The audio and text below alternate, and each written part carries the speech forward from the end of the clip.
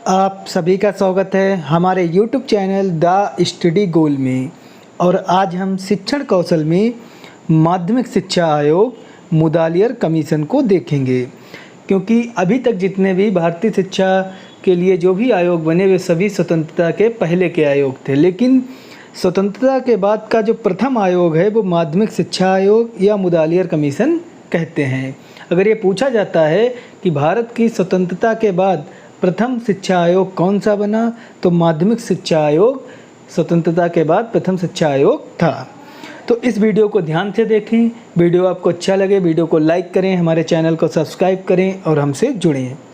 Super TET के लिए इस वीडियो में हमने उन्हीं बिंदुओं को कवर किया है जो एग्ज़ाम में पूछे जाते हैं, जो एग्ज़ाम ओरिएंटेड है, इसलिए इस वीडियो को ध्यान से देखें। इससे बाहर आपसे कुछ भी नहीं पूछा जाएगा, क्योंकि जो भी इम्पोर्टेंट फैक्ट थे उन सभी फैक्टों को हमने इस वीडियो में कवर कर लिया। तो इस 10 मिनट के वीडियो में आप मुदालियर कमीशन को ध्यान से समझेंगे। ये अत्यंत महत्वपूर्ण वीडियो है, KVS उसमें भी पूछा जाता है, तो इसलिए इसको ध्यान से देखें। कोई भी शिक्षक भर्ती हो, सभी में आपसे भारतीय शिक्षा आयोग को लेकर क्वेश्चन बनते हैं।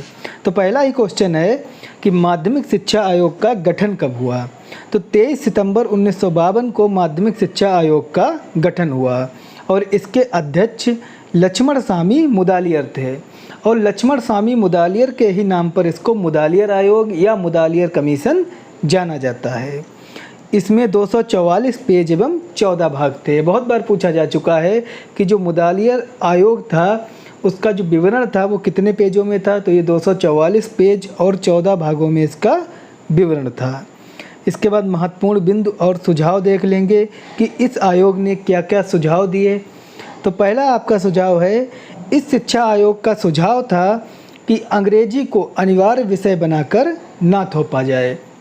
अंग्रेज़ों के समय में ऐसा था कि अंग्रेजी सभी के लिए अनिवार्य थी, यानी कि स्कूलों में अंग्रेजी अवश्य पढ़ाई जाती थी।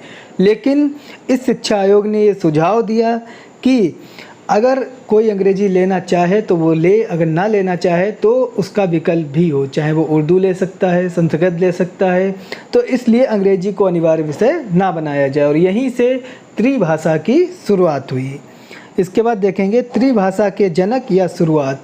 ये बहुत बार पूछा जा चुका है कि त्रिभाषा के जनक किसे कहा जाता है, तो मुदालियर आयोग को कहा जाता है। या त्रिभाषा की शुरुआत कब हुई, तो ये मुदालियर आयोग से हुई, क्योंकि सर्वप्रथम बार मुदालियर आयोग ने यह सुझाव दिया कि अंग्रेजी को अनिवार्य विषय ना बनाया जाए।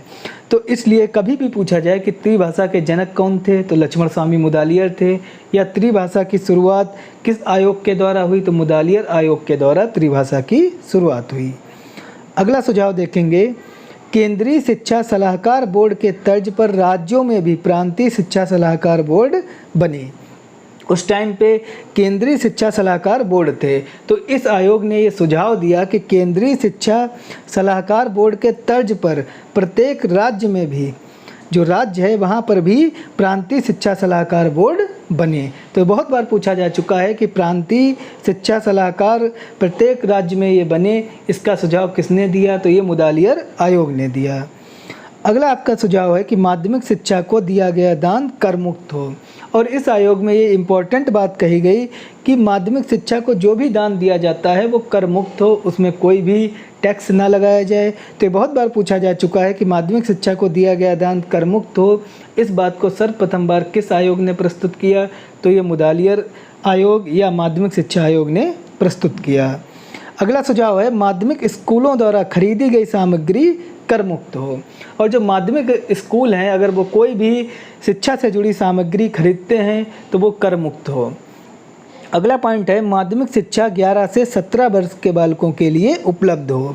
ये बहुत बार पूछा जा चुका है कि मुदालियर आयोग के अनुसार माध्यमिक शिक्षा के बालकों के लिए आयु क्या हो, तो 11 से 17 वर्ष बालकों के लिए आयु हो।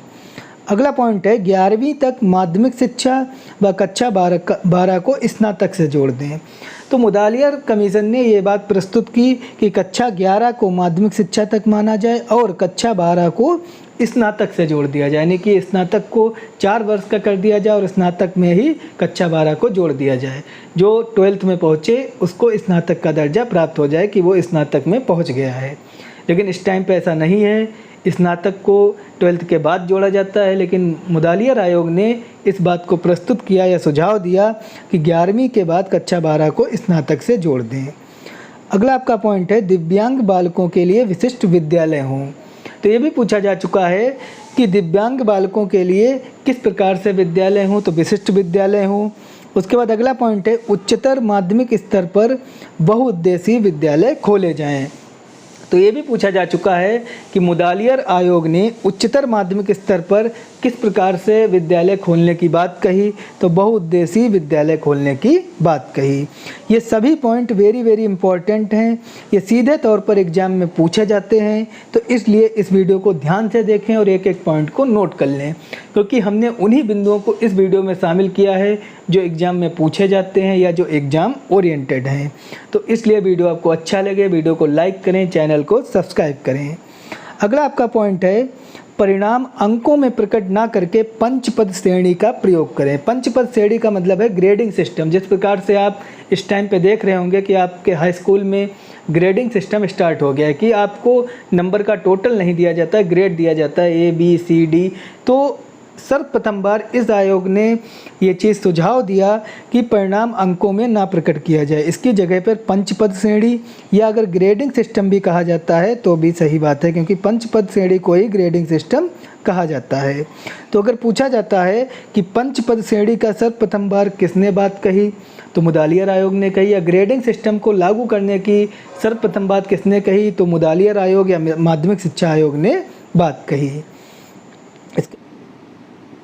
इसके बाद हम पाठ्यक्रम देखेंगे कि माध्यमिक शिक्षा आयोग में क्या पाठ्यक्रम था। तो सबसे पहले देखेंगे निम्न माध्यमिक स्तर पर पाठ्यक्रम कि निम्न माध्यमिक स्तर पर क्या पाठ्यक्रम था। ये बहुत बार पूछा जा चुका है कि निम्न माध्यमिक स्तर पर क्या क्या पाठ्यक्रम थे। तो आपका मातृभाषा थी, राष्ट्र हिंदी थी, अंग्रेजी थी, सामाजिक विज्ञान, सामान्य ज्ञान और आपका गणित, कला एवं संगीत, हस्तशिल्प एवं शारीरिक शिक्षा।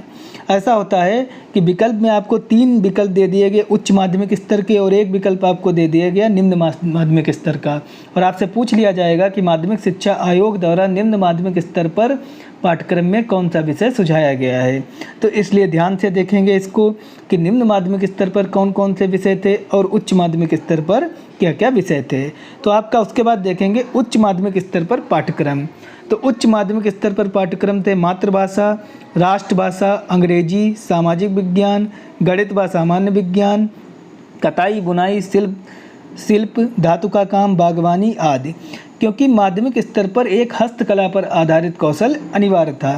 ये बहुत बार पूछा जा चुका है कि माध्यमिक स्तर पर एक हस्तकला कौशल अनिवार्य था या नहीं था, तो ये अनिवार्य था। तो आपसे पूछ लिया जाएगा कि उच्च माध्यमिक स्तर पर कौन सा विषय सुझाया गया, तो 3 आपको निम्न माध्यमिक स्तर के दे देगा विकल्प और 1 आपको उच्च माध्यमिक स्तर का विकल्प दे देगा। तो आपको उसमें से देखना पड़ेगा कि कौन सा निम्न माध्यमिक स्तर पर विकल्प है और कौन सा उच्च माध्यमिक स्तर पर विषय है। तो इसको ध्यान से देखेंगे और जो भी एग्ज़ाम ओरिएंटेड पॉइंट थे या जो भी एग्ज़ाम में पूछे जाते हैं उन सभी बिंदुओं को हमने इसमें कवर कर लिया। इससे बाहर कोई भी क्वेश्चन आपसे माध्यमिक शिक्षा आयोग यानी कि मुदालियर कमीशन से नहीं पूछा जाएगा। वीडियो आपको अच्छा लगे, वीडियो को लाइक करें, चैनल को सब्सक्राइब करें और हमसे जुड़ें। धन्यवाद।